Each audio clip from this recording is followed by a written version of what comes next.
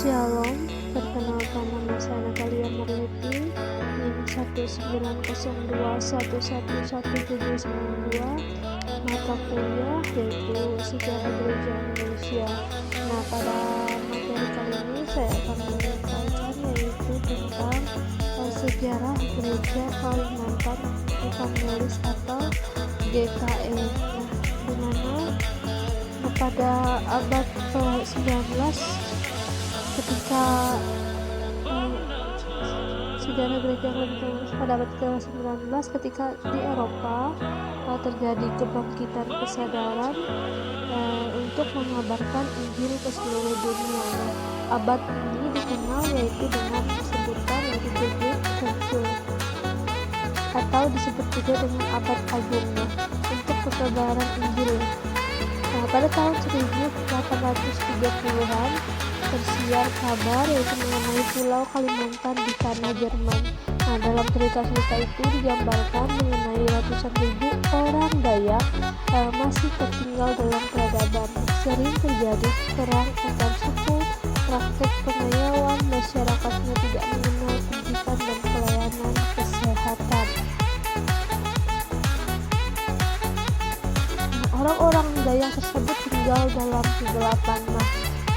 Mengapa mereka orang Dayak dahulu dikatakan tinggal dalam kegelapan? Ya karena belum menerima Injil. Nah, karena itu muncul kerinduan, kesadaran dan semangat yang menggebu-gebu di kalangan umat Kristen di Jerman untuk memberitakan Injil ke Kalimantan. Pada periode 1 tahun 1835 sampai 1920, periode ini dipimpin oleh misionaris. Nah, kerinduan kesadaran dan kesadaran semangat bukan yang selanjutnya diwujudkan dengan diutusnya 2 orang misioner dari Richard Mission Gesell pokoknya itu dari BRMG untuk berangkat ke Kalimantan, yakni Blanstein dan Heyer. Nah, mereka 2 ini merupakan pertama yang datang ke Batavia atau Jakarta. Nah, namun Heyer juga walaupun dengan penyesalan kemudian harus kembali ke Jerman. Kenapa dia kembali ke Jerman? Yaitu karena sakit. Nah, dan sudah melalui sekitar 6 bulan dengan pemerintah Hindia Belanda dengan menumpang kapal selama 44 hari pada tanggal 26 Juni 1835. Bernstein untuk pertama kalinya menginjak kakinya di Banjarmasin, Kalimantan Selatan. Nah, selanjutnya 6 bulan kemudian datang lagi menyusul 3 misioner dari Jerman yakni Bethel, Harvard dan Krishna. Nah, dalam beberapa tahun kemudian kedatangan lagi sejumlah misioner lainnya dari Jerman untuk memberitakan Injil ke Kalimantan. Pada tahap awal kedatangan Bernstein ini di Kalimantan, maka dengan sesuai pemberitaan di Jerman mengenai Kalimantan dan pertama-tama dicarinya adalah orang-orang Dayak. Nah, karena itu selama beberapa bulan pertama ia mengadakan sejumlah perjalanan ke pedalaman di Kalimantan untuk menjajaki kemungkinan bagi pelaksana pemberitaan Injil. Dalam perjalanannya tersebut yaitu di Gohong yang berada di Kahayang Hilir, Kalimantan Tengah. Nah, Bernstein mengadakan upacara yaitu angkat saudara dengan pertukaran darah atau bisa dibilang hangkat hampahari hatunding daha. Nah, dengan temanggung tokoh yaitu Ambo Nicodemus, kepala suku setempat. Nah, sejak itu juga Bernstein dianggap saudara oleh orang Dayak karena telah bertukar darah dengan kepala suku Dayak.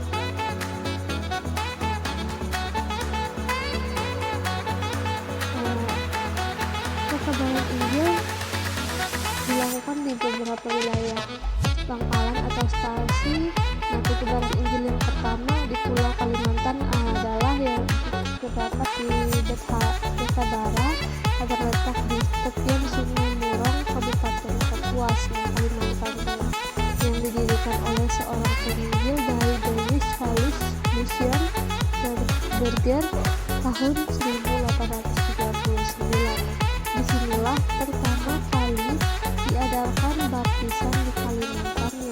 pada tanggal 10 April 1839.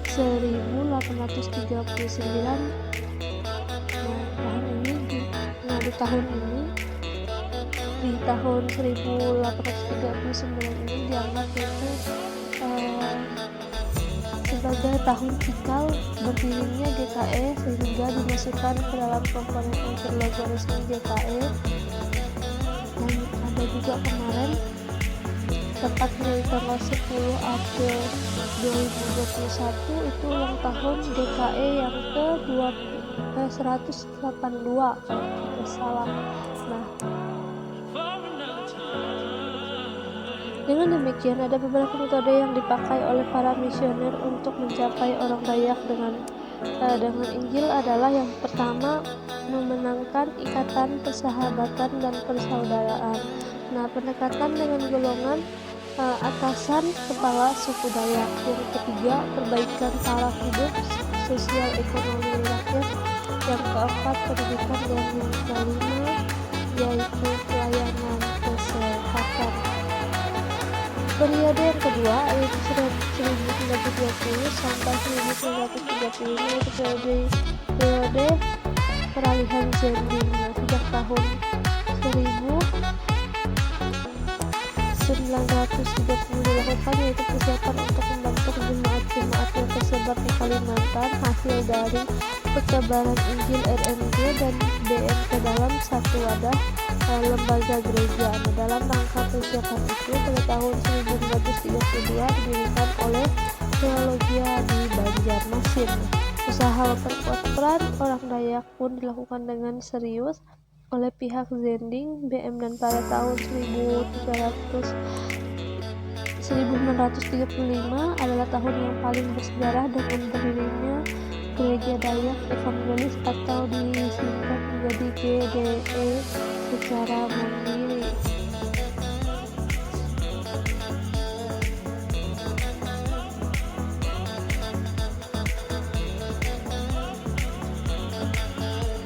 Nah, pada periode yang ketiga 1935 sampai 1945 periode lahirnya Gereja Dayak. Proklamasi berdirinya Gereja Dayak Evangelis dilaksanakan pada persidangan Sinode Umum di Kuala Kapuas yang berlangsung sejak tanggal 2 sampai 6 April 1935. Nah, persidangan tersebut dihadiri oleh 30 orang Kristen Dayak dan 8 orang penginjil Zending. Dalam persidangan tersebut pada tanggal 4 April 1935 pukul 12 siang disahkan yaitu secara resmi peraturan Gereja Dayak Evangelis. Nah, inilah tanggal yang dinyatakan sebagai berdirinya Gereja Dayak Evangelis disingkat dengan yaitu GDE sebagai gereja yang berdiri sendiri. Nah, kemudian pada tanggal 5 April 1935 bersamaan dengan perayaan genap 100 tahun seabad pertebaran Injil di Kalimantan. Nah, maka kelima pemuda lulusan Teologia Banjarmasin yang dianggap memiliki potensi besar sudah ditabiskan di gedung gereja Ham Patung di Kuala Kapuas. Nah, pada periode yang keempat 1945 sampai 1960 periode ini menyebabkan perubahan nama GDE menjadi GKE. Sejak tahun 1945 Gereja Dayak Evangelis mulai membangun wajah baru dengan kehadiran yang semakin kokoh di bumi Kalimantan. Nama Gereja Dayak Evangelis diganti menjadi Gereja Kalimantan Evangelis atau disingkat dengan GKE. Nah, gereja ini tidak lagi membatasi diri sebagai gereja suku, tetapi gereja yang terbuka untuk semua orang yang ada di Kalimantan. Mulai pada tahun 1990 GKE memperluas wilayah pelayanannya ke Kalimantan Timur dan Kalimantan Barat. Nah, dengan demikian sejak saat itu pelayanan GKE meliputi seluruh wilayah Kalimantan. Nah,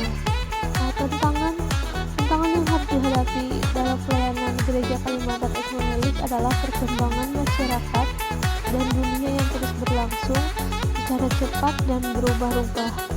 Gereja Kalimantan Evangelis perlu benar-benar hadir sebagai alat kesaksian di bumi Kalimantan bersama-sama dengan semua umat beragama lainnya. Nah, dari semua suku bangsa yang ada, Gereja Kalimantan Evangelis pun terus dipanggil dan ditantang untuk semakin eksis dalam membawa shalom Allah di bumi Kalimantan sampai ia menggenapkan rencananya secara sempurna.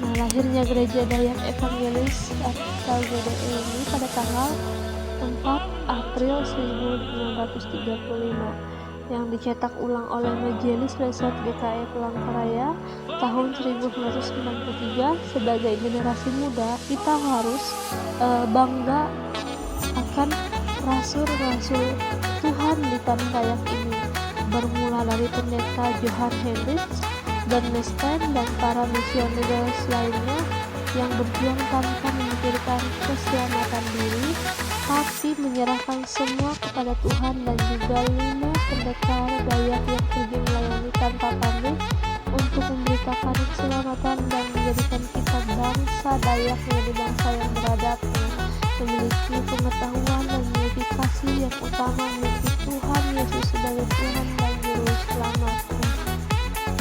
Pada tanggal 10 April kemarin 2021, yaitu HUT, hari ulang tahun Pulau Kalimantan yang pada tahun 1839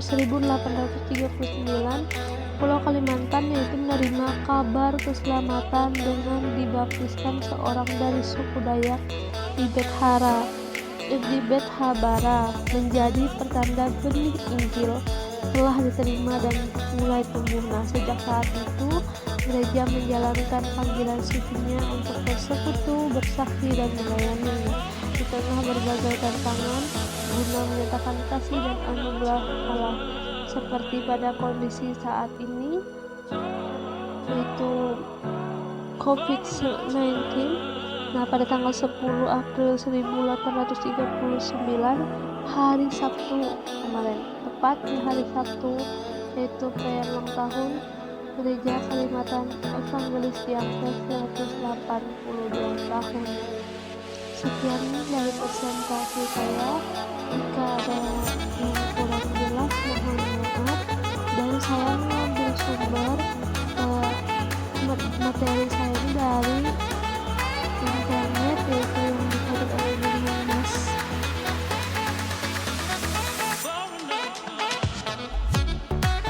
Yang dikutip oleh sejarah GKI Pemerintah Kabupaten Gunung Mas. Dan juga saya ada mewawancarai pendeta pendeta yang pelayanan di tempat saya. Sekian dan terima kasih. Tuhan Yesus memberkati.